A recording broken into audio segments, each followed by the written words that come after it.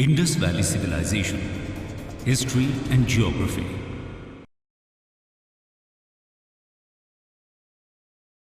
तो आज हम बात करने वाले हैं इंडस वैली सिविलाइजेशन की, जो भारत के इतिहास का सबसे पुराना और दुनिया में सबसे पुराने अर्बन सिविलाइजेशंस में से एक है।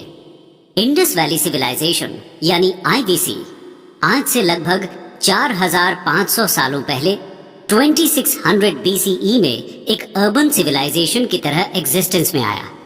और जब दुनिया भर में बार्बरिज्म का दौर था, तब इंडस वैली सभ्यता के पैमानों को सेट कर रही थी।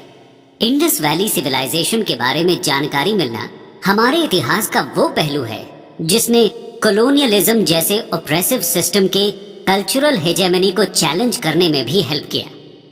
वो कल्चरल हेजेमनी जो हमें ये बताती रही कि केवल वेस्ट ही सिविलाइज्ड है और ईस्ट हमेशा से अनसिविलाइज्ड, बारबेरिक और अनकल्चर्ड था, जिसके पास गर्व करने जैसा कुछ नहीं है।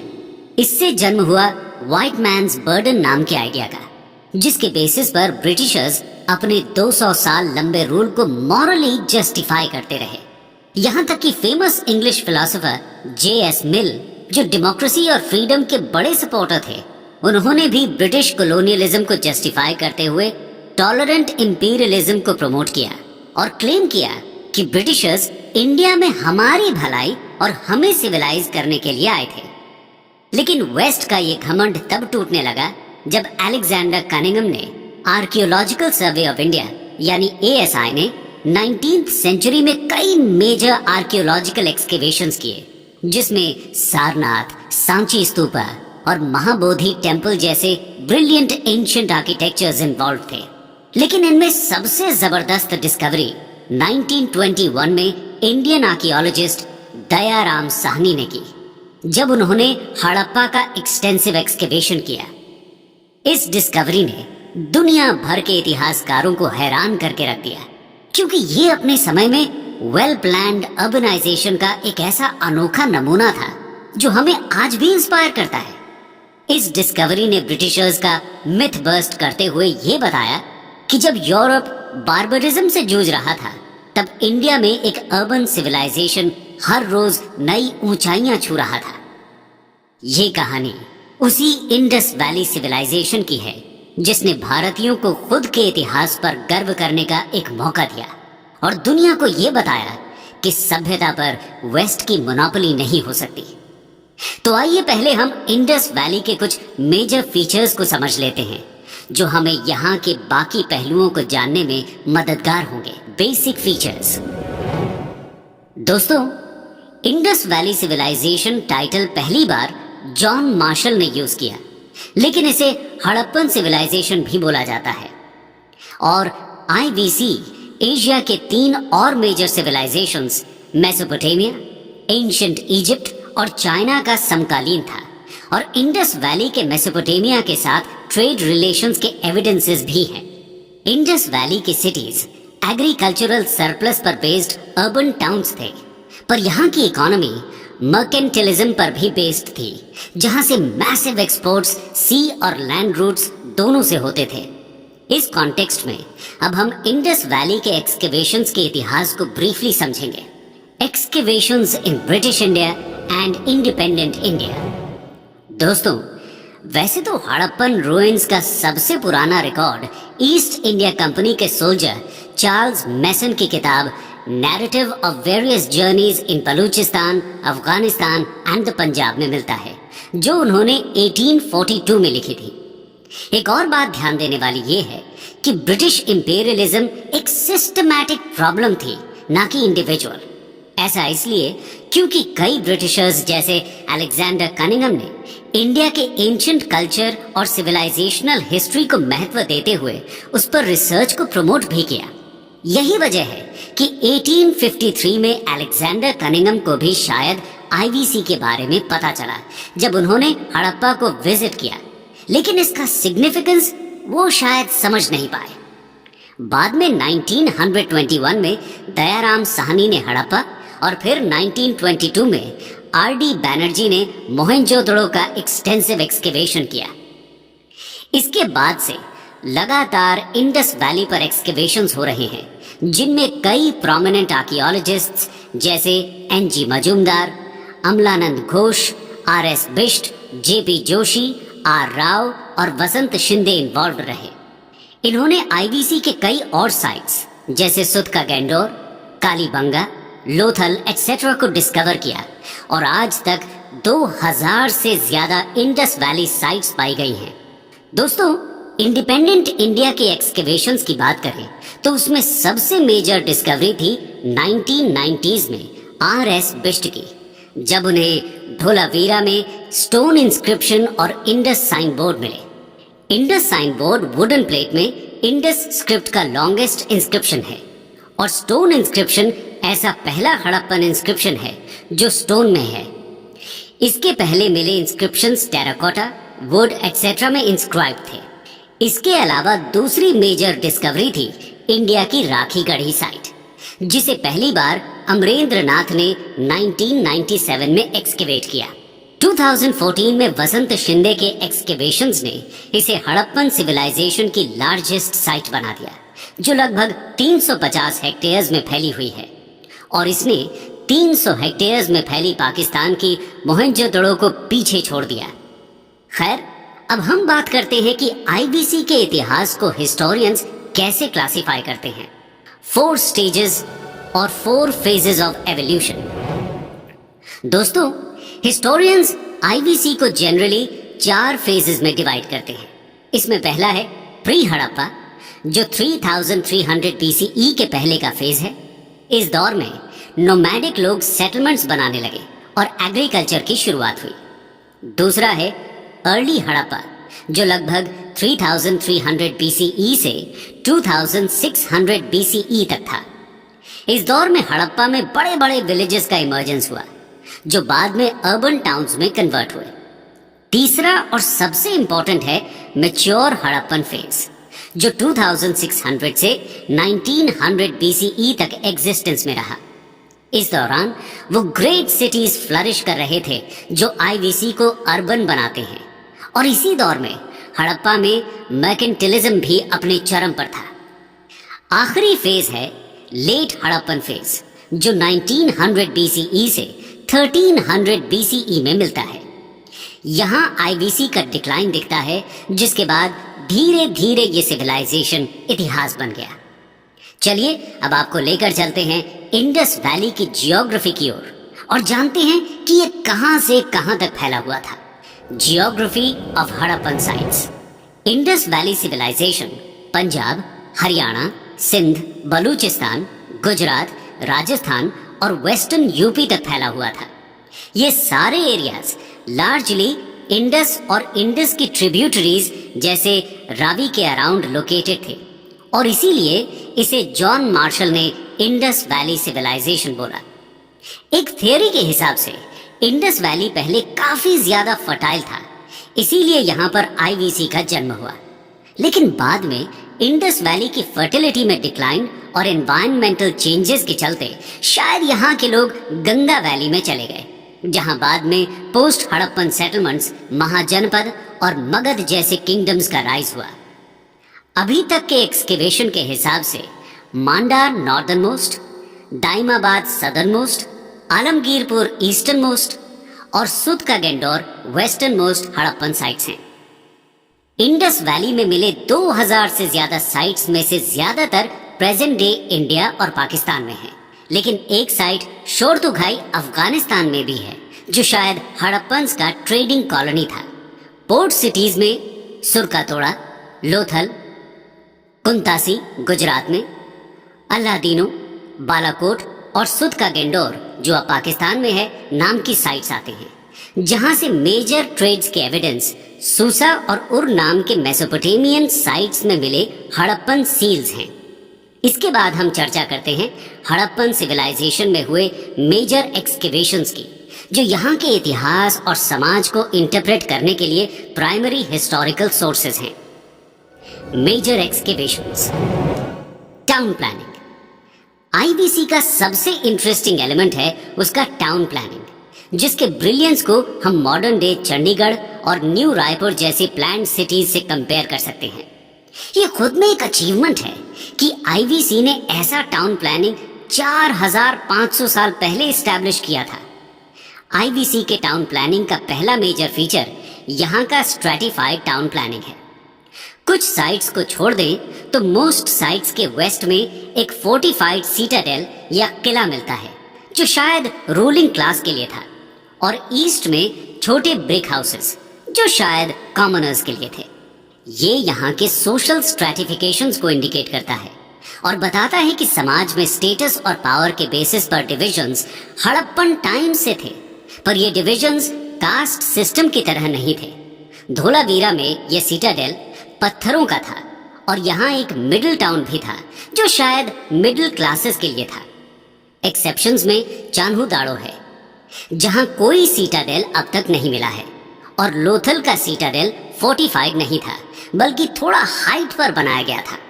टाउन प्लानिंग का अगला ब्रिलियंट फीचर है ग्रिड सिस्टम, जहां हम मैसिव टेक्नोलॉजिकल इनोवेशंस के बावजूद आज भी वेल प्लान्ड टाउन्स के लिए संघर्ष कर रहे हैं। वहीं 4500 साल पहले हड़प्पन्स ने मिनिमल टेक्नोलॉजी यूज करके एक इंस्पायरिंग नमूना पेश किया है। आईवीसी में ऑलमोस्ट सारे स्ट्रीट्स राइट एंगल से एक दूसरे से कनेक्टेड थे, जिनके चारों तरफ शहर बसे थे। तीसरा इंटरेस्टिंग फीचर है brilliant underground drainage system. Mohenjodaro में सारी स्ट्रीट्स में ड्रेन्स मिलते हैं और लगभग सभी घरों में वेस्ट वाटर मैनेजमेंट का इंतजाम भी। इन घरों की दीवारों में वर्टिकल पाइप्स थीं जो ड्रेन से कनेक्टेड हैं। इनमें छोटे छोटे सेटलिंग पूल्स और ट्रैप्स भी हैं जो सेडिमेंट्स को जो ड्रेन को जैम कर सकते हैं ट्रैप कर सकते थे और इन्हें इजीली रिमूव किया जा सकता था। मॉडर्न इंडिया में स्वच्छ भारत मिशन के अंडर सैनिटेशन को जो इम्पोर्टेंस दिया गया है वो बताता है कि आईवीसी का वेस्ट वाटर मैनेजमेंट कैसे एक फ्यूचरिस्टिक और प्रोग्रेसिव सिस्टम था। इन ड्रेन्स का ब्रिलियंस इस वजह से भी है कि ये बेक्ड ब्रिक के थे जो भारत में इसके पहले या कुछ सालों बाद तक के सिविलाइजेशन में भी काफी कम मिलते हैं। अब बात करते हैं यहाँ के आर्किटेक्चर की। आर्किटेक्चर आईवीसी का सबसे इंपॉर्टेंट आर्किटेक्चरल मास्टरपीस मोहनजोदड़ो का द ग्रेट बाथ है। ये बेक्ड ब्रिक्स से बना हुआ 6x12 मीटर साइज का स्ट्रक्चर है जिसका मेन पर्पस शायद रिलीजियस था, जिसे रिचुअल बेदिंग में यूज करते थे। ग्रेट बाथ का फ्लोर और आउटर वॉल्स बिट्यूमिनाइज्ड हैं जो इसे वाटरप्रूफ बनाता है। यहाँ स्टोन नहीं दिखता। इसके अलावा एक मैसिव वाटर टैंक धोलावीरा में भी है। अगला स्ट्रक्चर ग्रैनरीज है। मोहनजोदड़ो का ग्रेट ग्रैनरी सबसे मैसिव है जिसका यूज शायद टैक्स में मिले ग्रेन्स के स्टोरेज में होता था। हड़प्पा में भी ऐसे 6 ग्रैनरीज मिले हैं।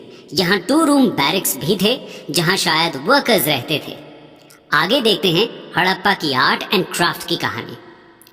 आर्ट एंड क्राफ्ट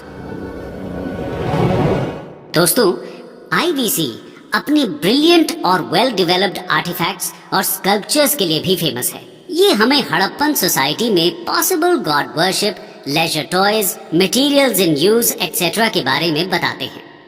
वैसे तो यहाँ क्राफ्ट मेकिंग एक कॉमन प्रैक्टिस थी, लेकिन most craft production Chanhudaro, Nageshwar और बालाकोट जैसे इंडस्ट्रियल टाउन में होता था। इनमें से कई क्राफ्ट्स आज भी इंडियन और ब्रिटिश म्यूजियम्स में देखे जा सकते हैं। स्टोन स्कल्पचर्स की बात करें तो उनमें सबसे फेमस स्कल्पचर रेड सैंडस्टोन में बना मेल बॉडी के अपर पार्ट या टॉर्सो है। टॉर्सो की नेक, शोल्डर्स, हेड्स और आर्म्स में सॉकेट होल्स हैं और इसकी डिजाइनिंग काफी डिटेल्ड है। इसके अलावा बियर्डेड मैन का स्कल्पचर सबसे ज्यादा चर्चा का विषय है जो स्टीटाइट या सोप रॉक से बना था। ये शायद एक प्रीस्ट था क्योंकि इसके रिपीटेड रिप्रेजेंटेशंस और जगहों में मिलते हैं। ये स्कल्पचर एक ट्रीफॉयल पैटर्न शॉल में लिपटा हुआ है जिसकी आईज इलोंगेटेड और हाफ क्लोज्ड हैं। देखकर लगता है जैसे वो मेडिटेशन में हो। इसका नोज, माउथ, ईयर, मस्टाश और हेयर काफी डिटेल्ड हैं। हेड के चारों तरफ एक प्लेन वोवन फिलेट और हैंड में आर्मलेट भी हैं। ट्रेफॉयल पैटर्न शॉल ये इंडिकेट करती है कि यहाँ एम्ब्रॉयडरी प्रैक्टिस में थी। Bronze casting. दोस्तों, ब्रॉन्ज कास्टिंग भी आईवीसी में पॉपुलर था, जो इंडिया में एक कंटिन्यूअस ट्रेडिशन में दिखता है। इसका एक एग्जाम्पल फेमस नटराज स्कल्पचर है, जो 11th सेंचुरी में चोलाज ने बनवाया था। ब्रॉन्ज कास्टिंग के लिए दोनों जगहों में लॉस्ट वैक्स टेक्निक का इस्तेमाल होता है। इंडस वैली के सबसे फेमस ब्रॉन्जेस डांसिंग गर्ल, बफलो, गोट एनिमल फिगर्स और कालीबंगा और मोहनजोदड़ो के बुल स्कल्पचर्स हैं। डांसिंग गर्ल एक 4 इंच टॉल फिगर है जो मोहनजोदड़ो में मिली। इसके लॉन्ग हेयर बन में बंधे हुए हैं, आर्म्स, बैंगल्स, ब्रेसलेट्स और एम्यूलेट से कवर्ड और नेक में कौरी शेल नेकलेस है। सबसे इंटरेस्टिंग बात है डांसिंग गर्ल का त्रिभंगा पोस्चर, जो इसके लाइवलीनेस को रिमार्केबल बनाता है। Terracotta art. टेराकोटा यानी कि नेचुरल क्ले से बने रेडिश ब्राउन कलर के फिगर्स भी यहाँ काफी कॉमन थे, लेकिन टेराकोटा फिगर्स का डिटेलिंग उतना ब्रिलियंट नहीं है जितना ब्रॉन्ज और स्टोन स्टैच्यूज का है। इनमें सबसे famous mother goddess, bearded males, mask of horned deity, toy carts और सील्स हैं। सबसे prominent terracotta figure mother goddess है, जो एक क्रूड और स्टैंडिंग फीमेल फिगर है जिसमें नेकलेसेस, लॉइन क्लॉथ और गर्डल्स की सजावट है। इसमें most distinct feature fan shaped head dress है, जिसके दोनों साइड्स में कप लाइक प्रोजेक्शंस हैं। बाकी के फेशियल फीचर्स क्रूड और कम रियलिस्टिक हैं। सील्स की बात करें तो वो टेराकोटा के अलावा steatite, agate, chert, copper, faience, gold, ivory और सिल्वर में भी मिलते हैं। सील्स का इस्तेमाल जनरली ट्रेड में होता था, शायद as a proof of authenticity.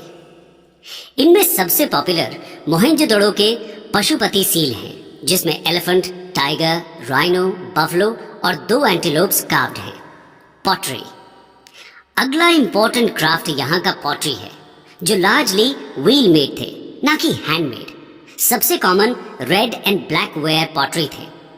Plane pottery ज्यादा कॉमन है देन ऑर्नामेंटेड पॉटरी, और कुछ रेयर पॉलीक्रोम और इनसाइज्ड वेयर्स भी मिले हैं। पॉटरीज में ग्रेसफुल कर्व्स ज्यादा कॉमन है देन स्ट्रेट और एंगुलर शेप्स। अदर्स। इन सब के अलावा यहाँ क्लॉथ मेकिंग में यूज होने वाले स्पिंडल व्हर्ल्स कई घरों में मिले, जो क्लॉथ मेकिंग के कॉमन प्रैक्टिस के इंडिकेशंस हैं। हड़प्पन्स बोट मेकिंग क्राफ्ट भी जानते थे, जिसका इस्तेमाल सी ट्रेड में होता था। यहाँ वेट्स एंड मेजर्स भी डेवलप थे, जो शायद 16 के मल्टीपल्स में यूज होते थे। ये मेजरमेंट टेक्निक मॉडर्न इंडिया तक देखने को मिला, जहाँ 16 आना 1 रुपए होता था।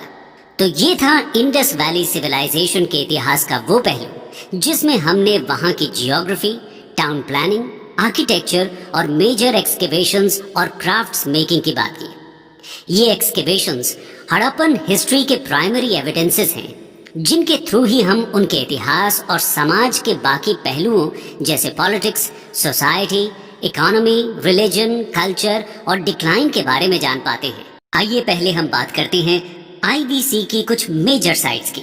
सम इम्पोर्टेंट साइट्स। हड़प्पा। दोस्तों, हड़प्पा रवि के किनारे पाकिस्तान के पंजाब प्रोविंस में है।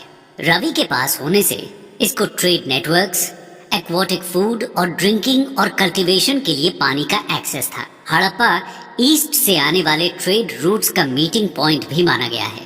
यहाँ के मेजर एक्सकेवेशंस में granaries with brick platform, workers के रूम्स, ब्रॉन्ज स्मेल्टिंग एटसेट्रा हैं, जिसके बारे में हमने पिछले वीडियो में बात की। हड़प्पा इकलौती ऐसी साइट है जहाँ कॉफिन बैरियल्स का एविडेंस मिला है। अगला साइट है मोहनजोदड़ो, जिसका English translation mound of the dead है, और ये इंडस के किनारे पाकिस्तान के पंजाब प्रोविंस के लरकाना में है। यहाँ पर the great bath, the great granary, bronze dancing girl, seal of Pashupati, statue of the bearded man, सबसे ज्यादा यूनिकॉर्न सील्स और वोवन कॉटन के पीसेस मिले हैं। मोहनजोदड़ो एक यूनेस्को वर्ल्ड हेरिटेज साइट भी है। अगला साइट है ढोलावीरा, जो गुजरात के रन ऑफ कच्छ में है। रिसेंटली इंडियन गवर्नमेंट ने इसे यूनेस्को वर्ल्ड हेरिटेज साइट्स में इंक्लूड करने का प्रपोजल भी भेजा है। ये लार्ज रेजर्वायर्स और elaborate system of water harvesting के लिए फेमस है। चलिए अब समझते हैं हड़प्पन पॉलिटिकल सिस्टम से रिलेटेड थियरीज के बारे में।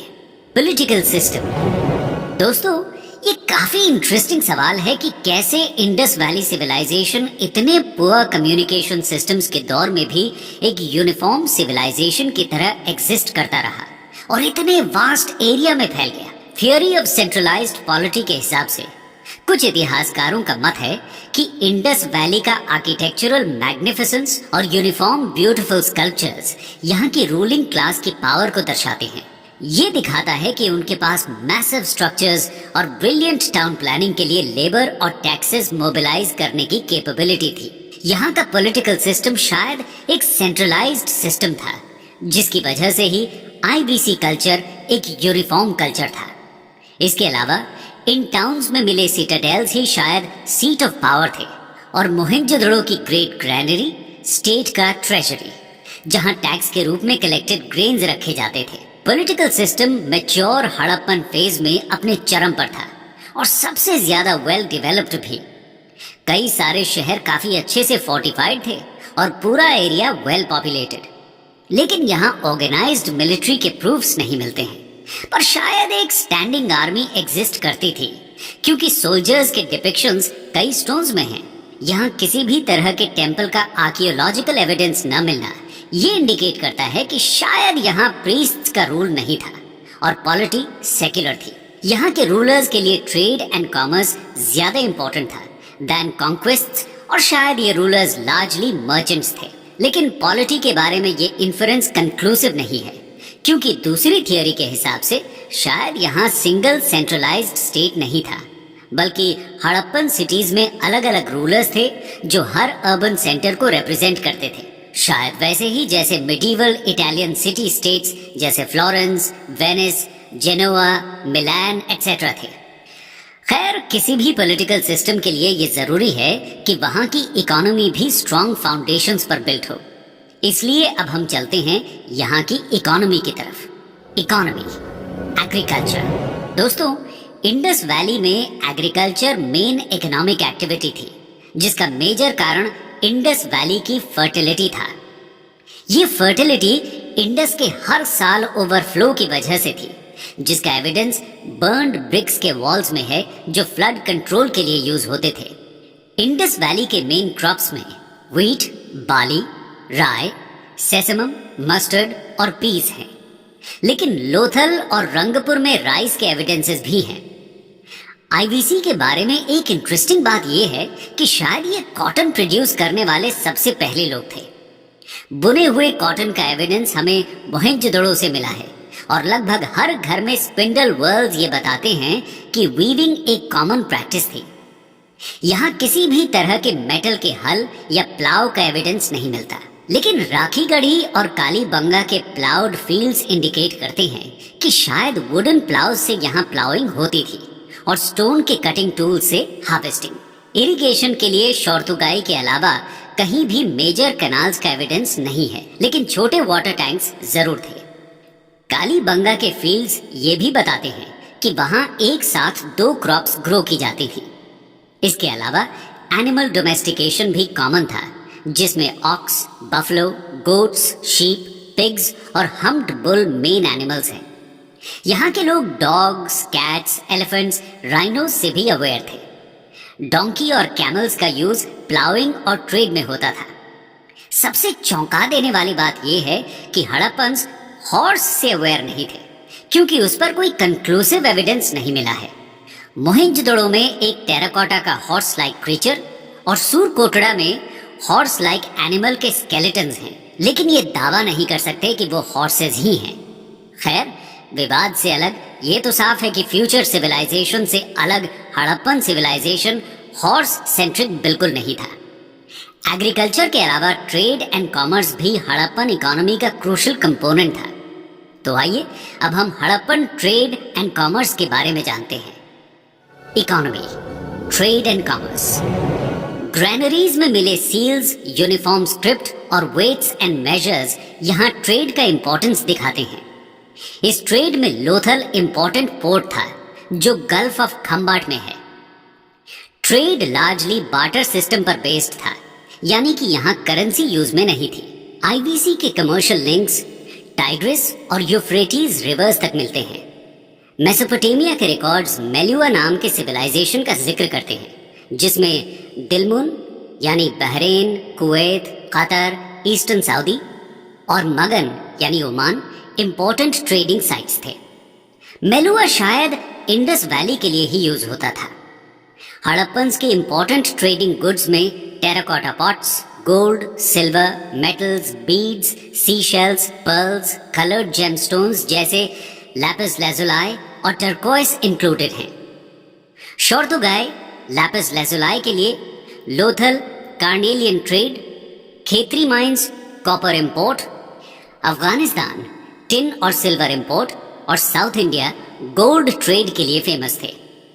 चलिए अब समझते हैं कि हड़प्पा में सोसाइटी और रिलीजन के बारे में आर्कियोलॉजिकल एविडेंसेस हमें क्या जानकारी देते हैं। सोसाइटी, तो जानते हैं सोसाइटी के बारे में।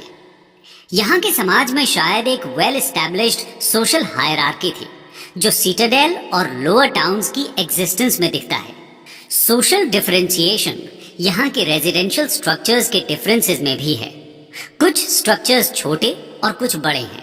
गुड क्वालिटी सील्स और स्कल्पचर और पुअर क्वालिटी टेराकोटा फिगर्स भी यहाँ के सोशल डिफरेंशिएशन का इंडिकेशन है।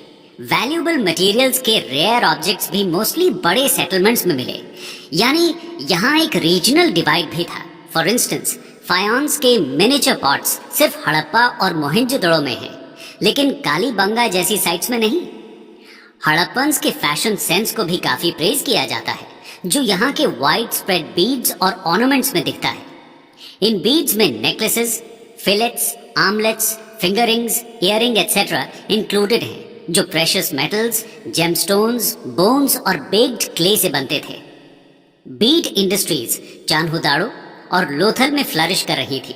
ये फैशन सेंस यहाँ के अलग अलग तरह के क्लोथ्स, हेयर स्टाइल्स और बियर्ड में भी दिखता है।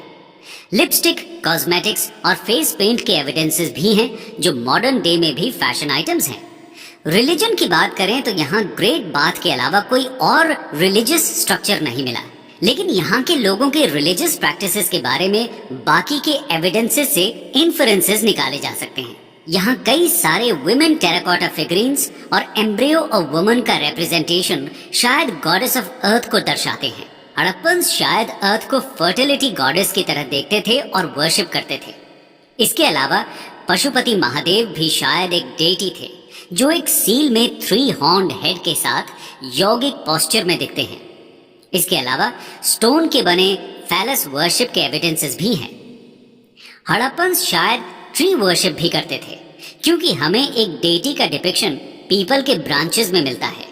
एनिमल वर्शिप का सबसे important evidence 1 horned unicorn seal है। कई और एनिमल्स का सील्स में रिप्रेजेंटेशन भी एनिमल वर्शिप को इंडिकेट करता है।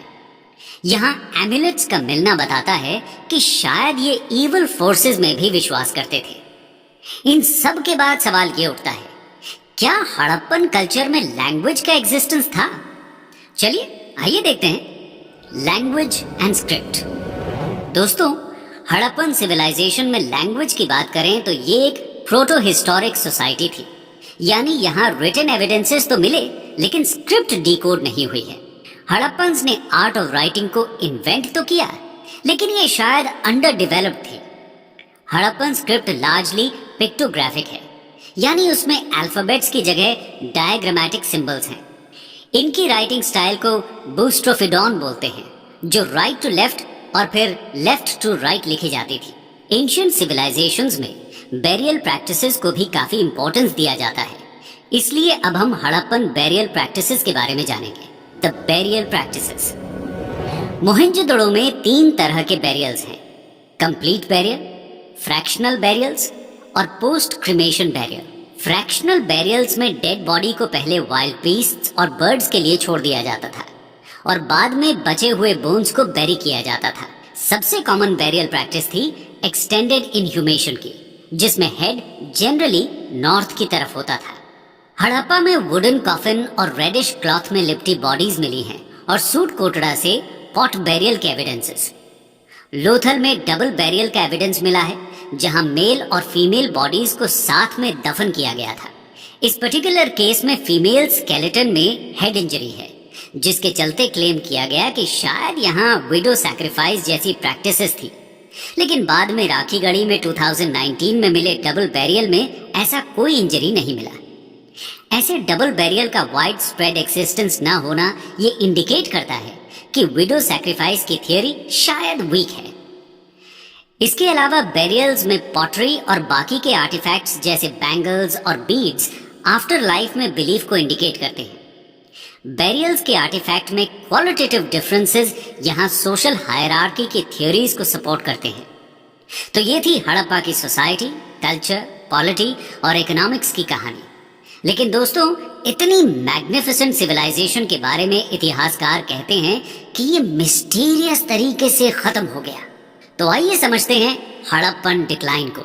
Theories of decline. दोस्तों, हड़प्पन डिक्लाइन पर काफी विवाद है और 100% सर्टेनिटी के साथ कोई भी थ्योरी प्रूव्ड नहीं है। 1900 बीसी के आसपास कई इंडस सिटीज खाली हो गई और हिस्टोरियंस मानते हैं कि ये प्रोसेस 1700 बीसी के आसपास स्टार्ट हुआ। एक थियरी के हिसाब से हड़प्पा का डिस्ट्रक्शन इन्वेडर्स ने किया। इसे आर्यन इन्वेजन या माइग्रेशन थियरी कहा जाता है। कुछ एविडेंसेस बताते हैं कि लोगों ने अपने वैल्यूएबल आइटम्स घरों में छुपाने चालू कर दिए थे। ये शायद एक इन्वेजन के डर से था।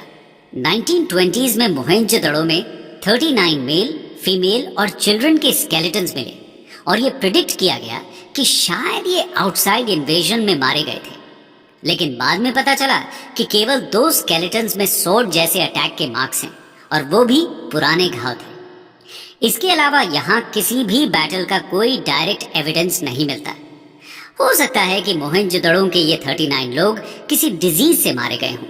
आर्यन थ्योरी के ऊपर डिबेट्स आज भी जारी हैं, स्पेशली बायोलॉजी और जेनेटिक स्टडीज में। 2019 में जर्नल्स सेल और साइंस में पब्लिश्ड 2 स्टडीज ने आर्यन इन्वेजन थियरीज पर डिबेट फिर से शुरू किया। इन जर्नल्स में पब्लिश्ड स्टडीज का इंटरप्रिटेशन मीडिया में अलग अलग तरीके से हुआ। कुछ ने कहा कि इन स्टडीज ने आर्यन माइग्रेशन को डिस्प्रूव कर दिया, लेकिन कुछ रिपोर्ट्स ने कहा कि इन स्टडीज का मिस रिप्रेजेंटेशन हुआ है। स्क्रोल में पब्लिश्ड एक रिपोर्ट के हिसाब से इन स्टडीज में इन्वॉल्व्ड मोस्ट स्कॉलर्स ने आउटराइटली आर्यन थियरी को रिजेक्ट नहीं किया है, एक्सेप्ट फ्यू। अगली थियरी एनवायरमेंटल फैक्टर्स को हड़प्पन डिक्लाइन का जिम्मेदार बताती है। कहते हैं कि 1700 बीसीई में यमुना और सतलज दोनों पुराने कोर्सेज को अबैंडन कर नए कोर्स में फ्लो होने लगी और हाकरा घग्गर भी इसी दौर में ड्राई अप हो गई। इसके चलते यहाँ वाटर सप्लाई कम हो गया। इसके अलावा इस दौर में रेनफॉल भी कम हुई। सॉइल की फर्टिलिटी में रिडक्शन ने सीरियल प्रोडक्शन को कम कर दिया और अर्बन लोग स्टारवेशन से मर गए। कुछ स्कॉलर्स सडन फ्लडिंग को भी जिम्मेदार मानते हैं।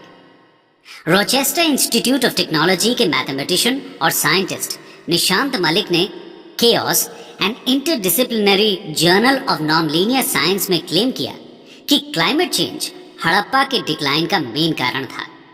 ये प्रिडिक्शन एक मैथमेटिकल मॉडलिंग के बेसिस पर था। इसके अलावा स्टैनफोर्ड यूनिवर्सिटी के जियोफिजिसिस्ट्स मनिका प्रसाद और आमोस नूर के हिसाब से अर्थक्वेक आईवीसी के डिक्लाइन का मेजर रीजन था। वैसे तो ये रीजन टेक्टोनिकली इनएक्टिव माना जाता है, लेकिन 2001 में हुए अर्थक्वेक एक्टिविटीज के बाद इन रिसर्चर्स ने हिस्टोरिक और करंट साइज्मिसिटी के डेटा को यूज करके कहा कि यहाँ अर्थक्वेक का इतिहास काफी पुराना है। इनका कहना है कि धोलावीरा में लगभग 2200 बीसीई और कालीबंगा में 2900 और 2700 बीसीई में मैसिव अर्थक्वेक्स के आर्कियोलॉजिकल एविडेंसेस भी हैं। ट्रेड कोलैप्स थ्योरी की माने तो मेसोपोटामिया में पॉलिटिकल क्राइसिस के चलते ट्रेड नेटवर्क्स कोलैप्स हो गए, जो आईवीसी के अर्बन सेंटर्स के डिक्लाइन का कारण बना। कारण कुछ भी हो, लेकिन ये फैक्ट है कि 1900 बीसीई से हड़प्पन सिटीज का ग्रैंडियर कम होने लगा और लोग इंडस वैली से शिफ्ट होकर बाकी के एरियाज में फैल गए, जहां पोस्ट हड़प्पन कल्चर का जन्म हुआ। ये हड़प्पा से काफी बैकवर्ड था। इसमें इंपॉर्टेंट कल्चर्स मालवा कल्चर, आहार कल्चर और जोरवे कल्चर हैं, जो प्राइमरीली चालकोलिथिक यानी कॉपर डोमिनेटेड सोसाइटीज थी और ये हड़प्पा से काफी अलग थी। आईबीसी के बाद ऐसा प्रोमिनेंट सिविलाइजेशनल ग्रोथ हमें 1500 सालों बाद महाजनपद और मगध में दिखा, लेकिन तब तक largely Indian society village dominated ही रही। तो दोस्तों, ये थी कहानी इंडस वैली सिविलाइजेशन की, जिसके अचीवमेंट्स हमें आज भी इंस्पायर करते हैं।